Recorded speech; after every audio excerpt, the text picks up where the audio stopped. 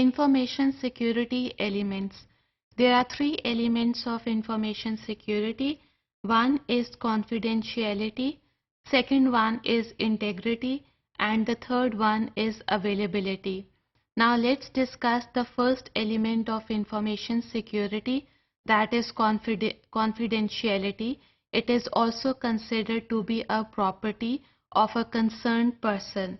For example, in hospitals, the patient medical record is kept confidential by the doctors or by the nurses. This is one of the code of ethics by which patient can share each and everything about the medical problems with the doctors. So there is a fundamental confidentiality remains there between the physicians and the patients.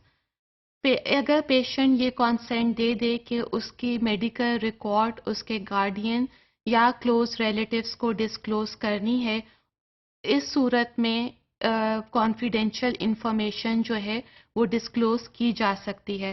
Otherwise it can not be disclose to unauthorised person. Second one is the integrity, that is maintaining and assuring the accuracy and completeness of data. For example, you are performing some technique in a diagnostic lab. यहाँ पे आपने patient report आगे देनी है. So your technique should be accurate.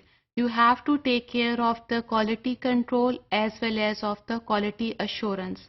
And after that you have to make sure that the data or the information that is transferred to the patient and to the physician is complete or not. The third element of information security is availability. Sometimes information is required for 24 hours. For example, in the hospital information, particular information is required all the time. But at institutional level, the information availability depends upon the timings of the institution. Otherwise, this information can interfere with the software as well. So these are the three important elements of information security. We have to take care of confidentiality, integrity, as well as of the availability.